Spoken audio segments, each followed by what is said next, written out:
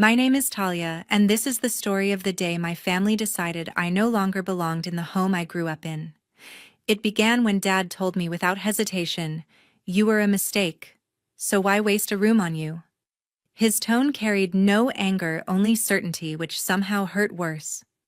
Mom stood nearby but refused to meet my eyes, as if pretending she was not part of the conversation would clear her of responsibility. My brother lingered behind them, silent yet visibly pleased, the kind of expression that told me he had been expecting this moment. Dad pointed toward the front door. There was no discussion, no countdown, no chance to defend myself. I held my backpack with one hand and walked out, because staying meant breaking in ways I knew I would never recover from. The door shut the second I stepped outside, and the lock clicked before I could even turn around. The sound echoed in my chest longer than any shout could have. I stood on the walkway, confused, scared, and strangely relieved, because for the first time I understood that the love I had been chasing from them might never have existed in the first place. I did not know where I would sleep that night, but I knew I would not look back. What I did not know was that everything they believed about authority and ownership would collapse with a single phone call, and the truth about who the house really belonged to would change everything. Before we continue, tell me what time it is, where you are, and which city you're watching from. I love seeing all the places this story can reach. I grew up in a house where the line between right and wrong shifted every time Dad's mood changed, or Mom chose silence instead of standing up for me whenever Logan and I clashed. I learned early that rules did not apply the same way to each of us, which created an unspoken hierarchy that shaped everything inside those walls. My brother Logan always seemed to find a way out of trouble no matter how serious the situation was, and the moment he sensed blame approaching, he redirected it so quickly that even the truth felt unsteady. Every time he lied, the story was twisted until it landed on me, often leaving me stunned at how easily my parents accepted whatever version suited them. There were days when Logan pushed boundaries in ways that would have earned me a punishment without question. He skipped chores, ignored curfews, and argued with teachers, yet Dad still offered him comfort while demanding absolute obedience from me. I watched Logan break a neighbor's garden light once, and he insisted I had bumped into it while biking. Dad refused to listen to my explanation and lectured me for disrespecting property, even though I had been inside the house the entire afternoon. His tone with me was sharp and impatient while his voice softened whenever Logan spoke, which made it clear I was expected to carry responsibility for both of us.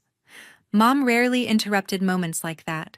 She stood at the edge of every conflict with her hands folded as if neutrality made her innocent. Her attempts at peace sounded more like quiet surrender, and I often wondered whether she feared disagreeing with Dad or simply preferred harmony over honesty. The few times I looked to her for support, she averted her eyes and let silence settle as the final answer. Her passivity shaped the household more than her words ever could, because it reminded me that I was on my own whenever tension rose. There were subtle ways my place in the family diminished over time. When Logan wanted the larger bedroom, Dad moved my belongings without warning and told me it was practical.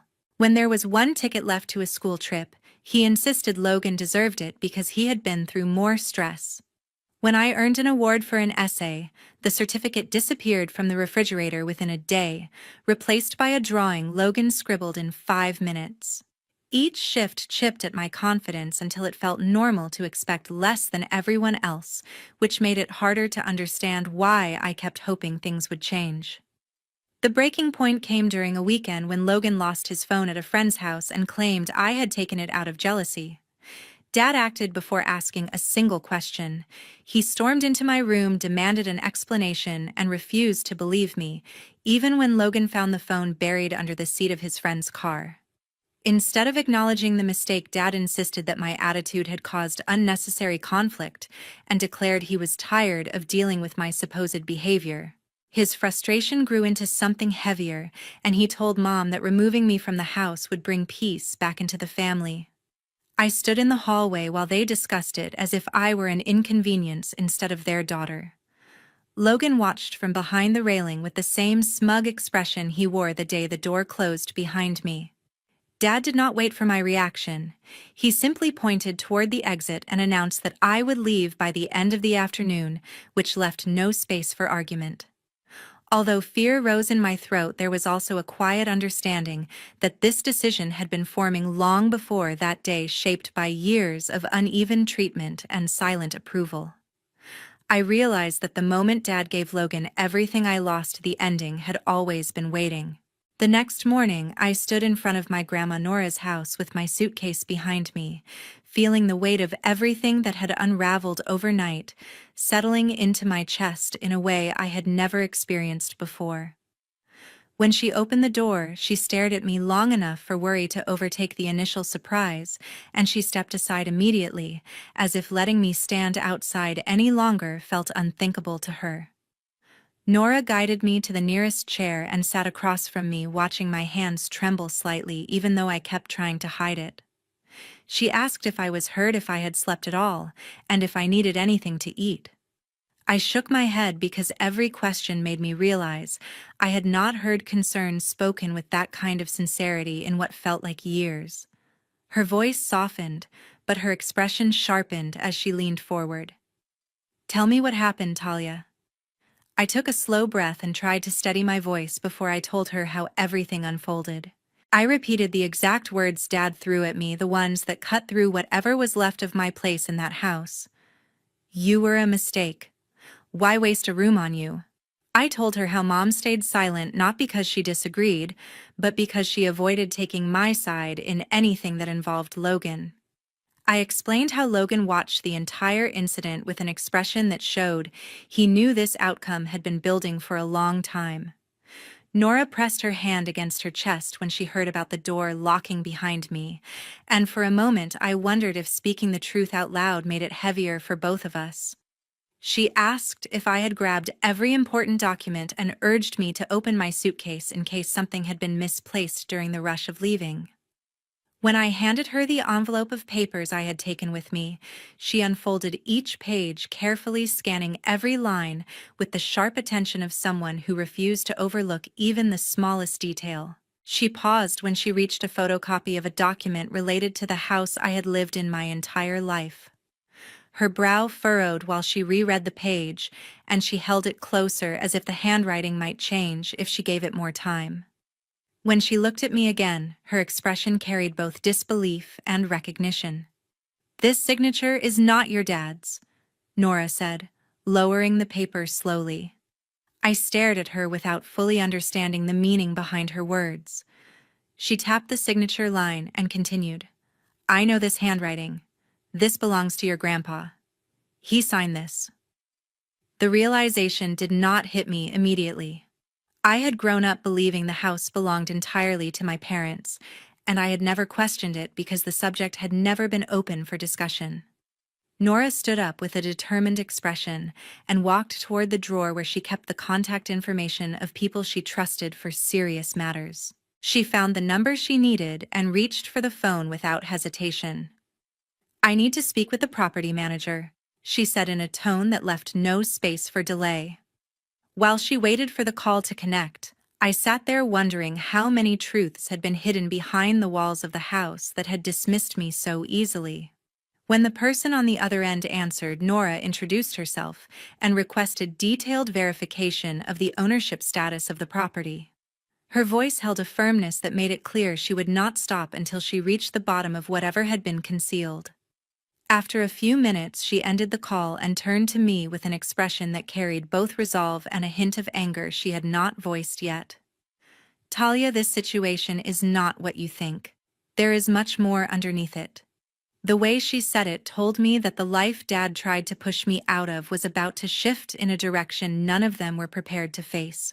That afternoon, Grandma called me into the living room with a seriousness that quieted every thought swirling in my mind, and I followed her with the uneasy sense that whatever she had discovered would shift the ground beneath us once again. She sat me down before reaching for a small box she kept on a high shelf, the one she rarely touched, unless something genuinely demanded her full attention. The moment she opened it, I recognized the old folders she had saved after my grandpa passed away, and the sight of them pulled a strange mix of curiosity and hesitation out of me. Grandma laid several documents across the table and carefully unfolded papers that carried signatures I had never seen before. She explained that my grandpa had handled his affairs with a precision that left little room for confusion, which made her question why there were missing records around the house recently. She suspected Dad might have taken advantage of the years he controlled everything, especially since he had access to files no one else knew existed. The more she spoke, the clearer it became that her suspicions were not baseless worries, but conclusions drawn from patterns she had quietly witnessed for far too long. As she continued reviewing the papers, my phone vibrated. I almost ignored it until I saw a notification showing that Logan had posted something online. The caption implied I had stormed out in anger, followed by comments claiming I had always been unstable. The distortion of the truth hit me harder than I expected, especially because it came from someone who had watched me get thrown out. Logan knew exactly what he was doing, and his lies spread quickly. I reached out to my friend Ava, who was the only person I trusted to verify whether the post was gaining traction beyond our usual circles. She responded within minutes and confirmed that several people had already shared Logan's version of the story. Her message helped me see how fast misinformation could twist reality, and although the situation hurt, I thanked her and told her I would handle the rest. I knew I could not lean on her for more than that, because this part of my life needed to be managed within the family before it spiraled out of control. Grandma noticed my reaction and asked to see the messages. She read them slowly, then folded her hands with a steadiness that contrasted sharply with the tension rising inside me. She said that lies spread easily when people believe no one will challenge them, and she promised that we would not let falsehood stand unopposed. Her certainty made me breathe differently, as if the air in the room had shifted from heaviness to a quiet form of resolve. Without wasting time, Grandma picked up the phone and dialed the estate manager, Mr. Holt, who had overseen my grandpa's assets long before Dad involved himself. She introduced herself with calm authority and requested a review of every document tied to the property where I had grown up. I watched her posture tighten slightly as she waited for his response, and something about her presence made me realize that she was prepared to confront far more than forged signatures or missing files. When she ended the call, she told me that Mr. Holt would arrive the next morning to conduct a full verification. The idea of facing whatever truth lay behind those papers made my stomach twist, not because I feared the outcome, but because I sensed how deeply this revelation could unravel everything I thought I knew about my family. Grandma reached over and placed her hand on mine. She said the truth had waited long enough, and that it was time for me to see exactly what had been hidden from me.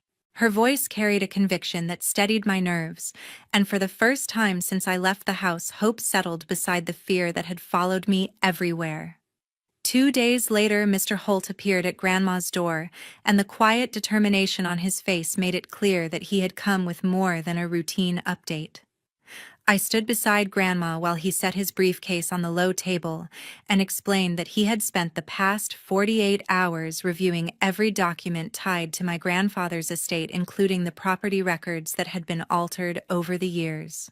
His voice carried a calm authority when he stated that the house in Nevada had never been transferred to Dad in any capacity, and that the original beneficiary named in the finalized paperwork was me.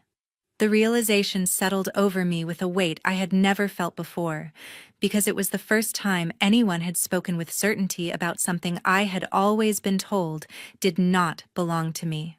Grandma listened with a seriousness that left no room for interruption, and when Mr. Holt informed her that the situation required a face-to-face meeting with my parents, she agreed without hesitation.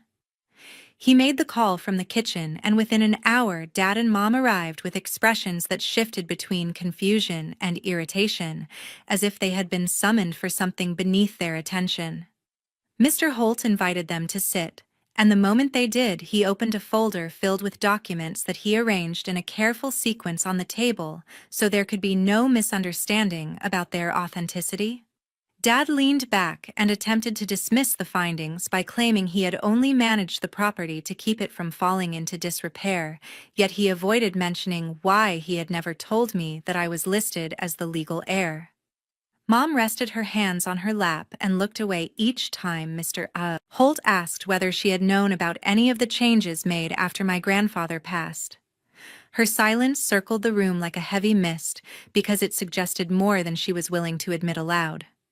Mr. Holt stayed steady, explaining each page with patience, and the more he spoke, the more Dad's confidence wavered as he realized that every excuse he tried to put forward was contradicted by dates, signatures, and notarized statements.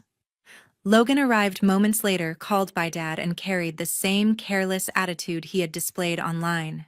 Mr. Holt addressed him directly and stated that the false accusations he had spread needed to be removed immediately because they interfered with an active estate matter. Logan attempted to argue that he had only repeated what he believed to be true, yet Grandma interrupted with a firmness that cut through the tension when she said that repeating lies did not absolve anyone from responsibility. Logan's eyes shifted downward in a way I had rarely seen, and he finally admitted that the live stream had been exaggerated. He agreed to delete it, though reluctance pulled at each word. The meeting moved forward with Mr. Holt providing a summary of what would happen next, explaining that the Nevada property would be transferred formally into my possession once the last administrative steps were completed. Dad protested again, but his arguments no longer held the shape of certainty, and instead felt like fragments of excuses that crumbled as soon as they were spoken. Mom continued to distance herself from the conversation, yet there was a moment when her eyes met mine, and I could not tell whether she felt guilt or simply discomfort from being forced to face the truth.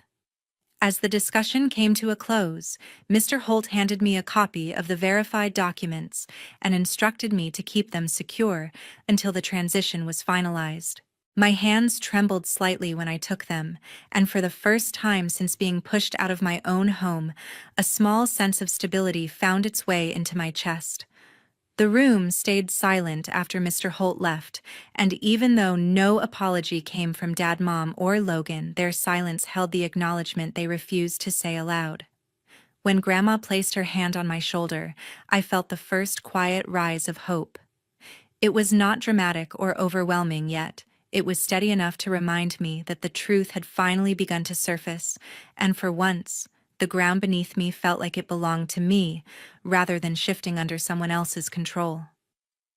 The next morning carried an uneasy quiet into the house, and I barely had time to gather my thoughts when Dad appeared unannounced at Grandma's front door, without even attempting to hide the impatience settling on his face. He stepped inside before she could properly welcome him, acting as if he had every right to reclaim control over a situation that had slipped through his fingers.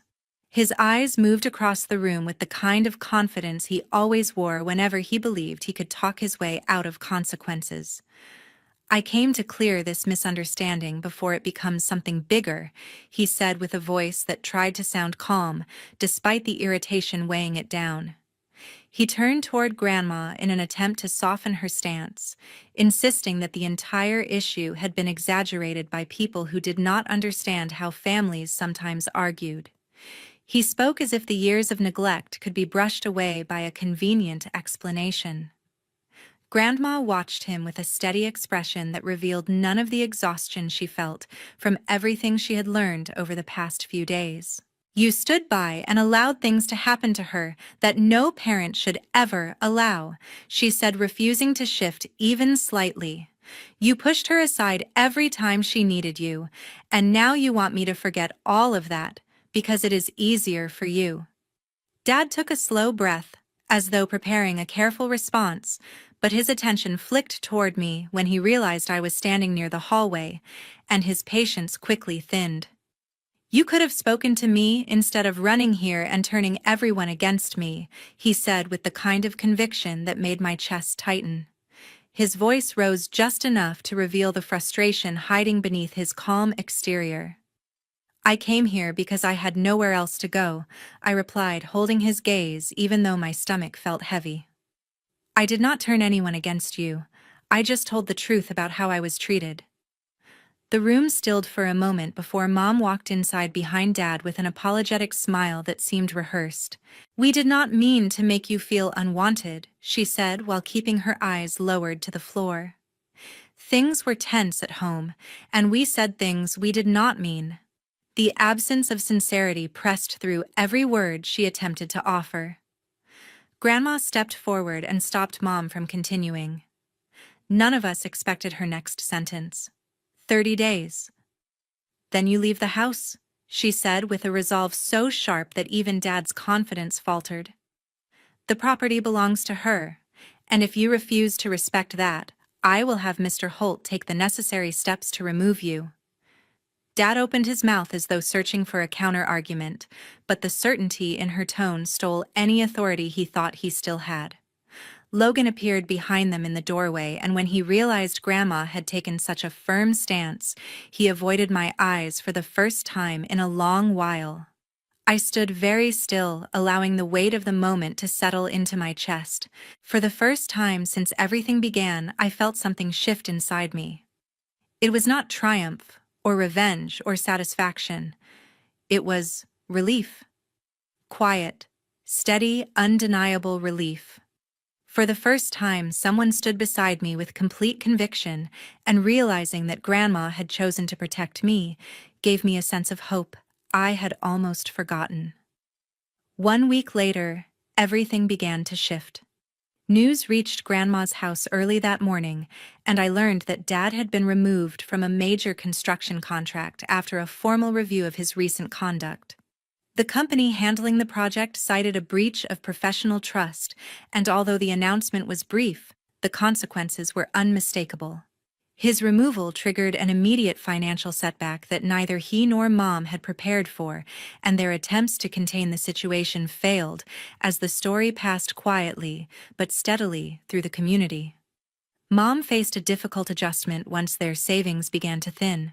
She accepted temporary work at a local clerical office, a position far outside her usual comfort, and she carried herself with a noticeable heaviness each time she left for her shift.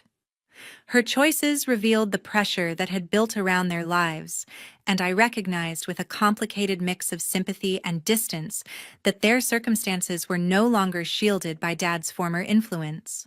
Logan encountered his own reckoning when the school's administration suspended his involvement in the campus leadership club. The review panel determined that his recent online behavior violated the school's standards of conduct, and the suspension arrived with a formal notice that carried no room for negotiation. Logan kept the details quiet, but the withdrawal in his expression revealed how quickly the situation had turned against him. Throughout the week, Grandma continued to guide me through the documents that confirmed my legal rights to the property in Nevada. Her calm attention steadied my nerves while she explained the significance of each signature and date, and she emphasized the importance of keeping every file organized for future reference. Her steady approach softened the tension I had carried for so long, allowing me to see the situation through a lens shaped by responsibility rather than fear. The final step in the process required my signature before a notary, and the moment I completed the last line, the reality of my inheritance settled into place. I felt a mixture of disbelief and quiet strength as I accepted the folder holding the official transfer. Grandma watched me with a gentle pride that warmed the space between us, and she reminded me that protecting what belonged to me was not an act of defiance, but an act of self-respect. By the end of the week, Dad, Mom, and Logan began packing their belongings as the deadline to leave the house approached. Their movements carried a subdued urgency, and although Dad attempted to maintain his composure, the shift in authority was unmistakable. Mom avoided meeting my eyes while Logan moved through each room with a silence that contrasted sharply with the confidence he once wore so easily. Grandma remained consistent in her resolve. She reviewed the property documents once more and walked me through the next steps required for proper management. She taught me how to communicate with the estate office, how to maintain financial oversight, and how to avoid the mistakes that had allowed so much confusion to grow over the years. Her guidance wrapped around me like a steady hand, giving me the confidence to face responsibilities that had once felt overwhelming. As the week closed, I recognized that the balance of power within my family had shifted permanently. The change did not erase the pain that had led us here, but it allowed me to breathe with a clarity I had never known. For the first time, I carried something that belonged entirely to me, and Grandma's unwavering presence made the path forward feel possible. A month later, I could finally look back on everything with a calm mind that no longer trembled at the thought of my old house or the people who had pushed me out of it. I had settled into the place that legally belonged to me, and each day inside it felt like a quiet affirmation that I had survived something far more damaging than I had once understood. I spent my mornings walking through the rooms while absorbing the steady realization that my life had stepped onto a path free from the shadow of their choices. I handled the mail-answered calls about property matters and began shaping a routine that belonged solely to me.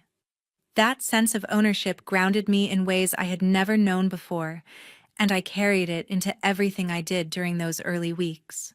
Grandma moved in temporarily to help me navigate the legal and financial details that came with the house. She never treated it like charity or an obligation, and she used every conversation to show me how independence grows when someone finally stops apologizing for existing. She coached me through paperwork, talked me through potential repairs, and showed me how to evaluate long-term decisions that would keep the property stable. I learned quickly because her guidance carried a steady confidence that I absorbed without resistance. Meanwhile, my old family adjusted to a different reality. They had relocated to a modest rental across town, and although I never visited, I heard enough through the channels that still connected us indirectly. My parents worked through the consequences of choices they had dismissed for years. That shift did not satisfy me in a vindictive way, yet it affirmed that I no longer lived under the weight of their judgment.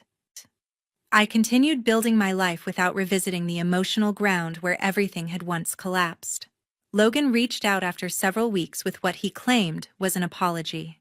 His message circled around excuses before landing on a request for a conversation that he insisted would help both of us move forward.